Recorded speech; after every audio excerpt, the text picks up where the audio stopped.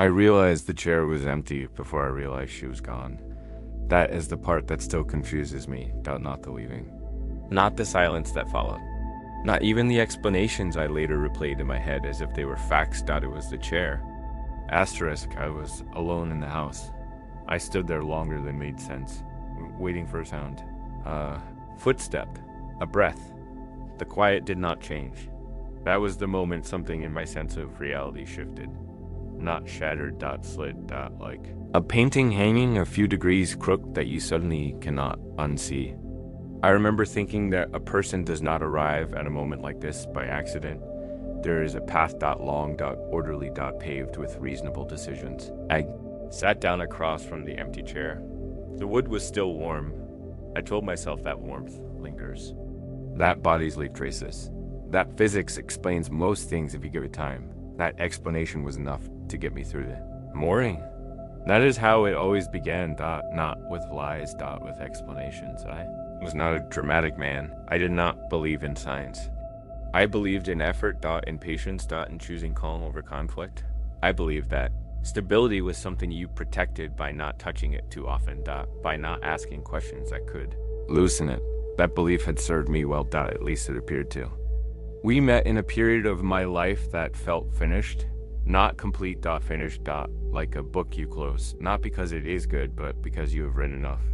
I had work, a routine, friends who expected the same version of me each time they saw me. She entered that structure quietly.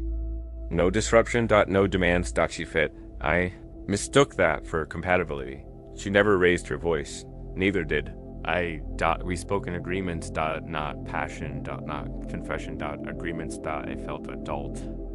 I felt earned. When small things bothered me, I told myself that small things always do. That the absence of conflict meant success. That silence was peace. I was proud of how little we fought. I said that often. I said it like a credential. People nodded when I said it. They envied it. I envied myself for believing it. The chair was just a chair at first. A piece of furniture. Then it became a habit. She would stand while I was speaking. Walk away mid-sentence.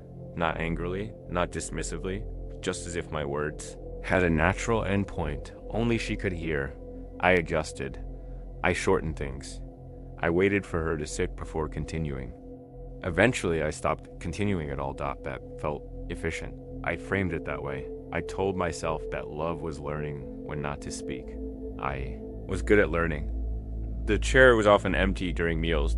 She would eat earlier. Or later. Schedules drift. That is normal.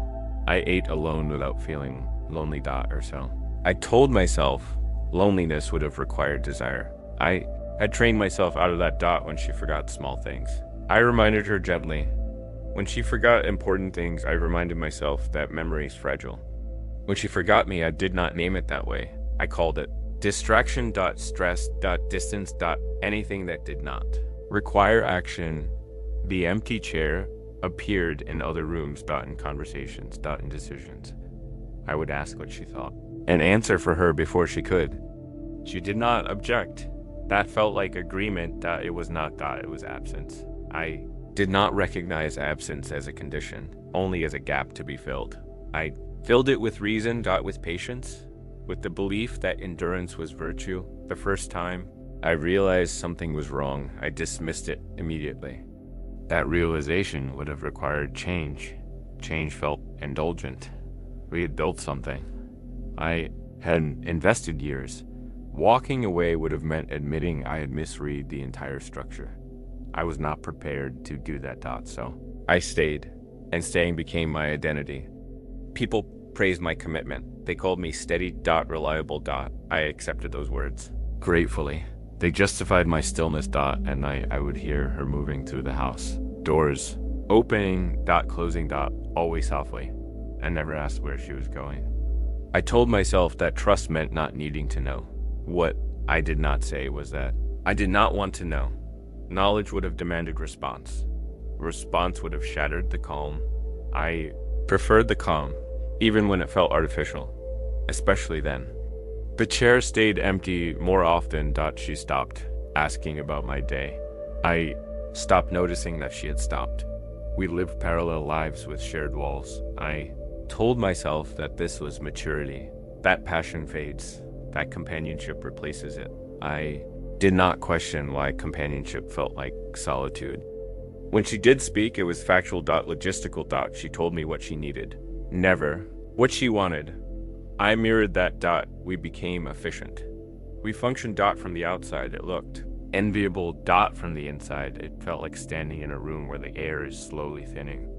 You do not panic. You addressed. You breathe shallower. I noticed the chair most when guests were present. She would sit then. Perform engagement. Laugh. Touch my arm lightly. I would watch her from across the table and feel something close to relief. Proof. Evidence. After they left, the chair would empty again. I did not confront her. I did not confront myself. I told myself that confrontation was crude, that real understanding was subtle.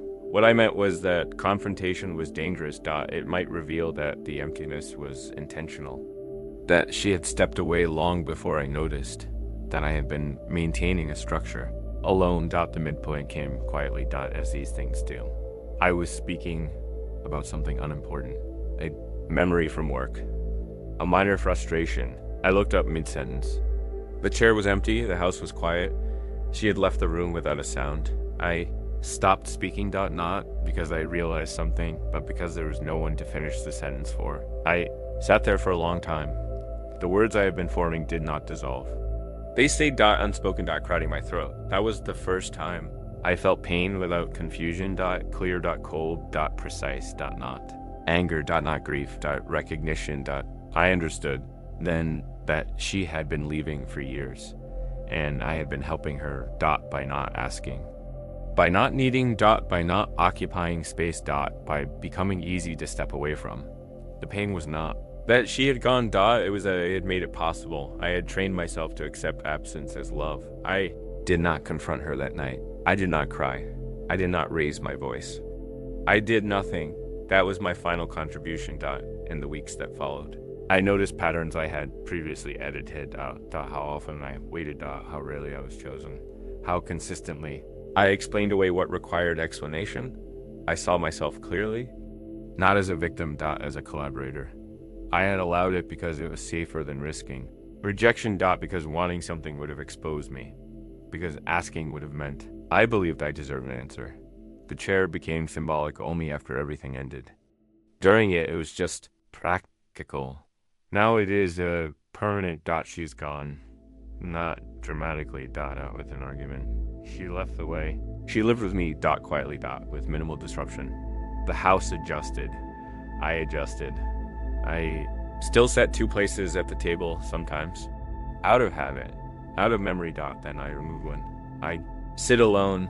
The chair remains empty. And for the first time, I do not explain it. I do not fill it. I let it be what it is. Evidence.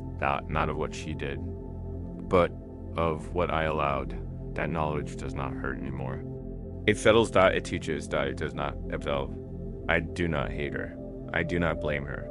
She took the space. I offered very little. The unsettling part is not that this happened. It is that it felt normal while it was happening. That is how a person ends up here. Not through catastrophe. Through accommodation. Through patience. UNEXAMINED. Through silence practiced until it feels like virtue. I sit across from the empty chair now without expectation. I see it clearly. It does not accuse. It does not forgive. It simply waits, and I no longer mistake waiting for love. If you stayed until the end, I appreciate you. Like the video and subscribe if you want to hear more stories like this.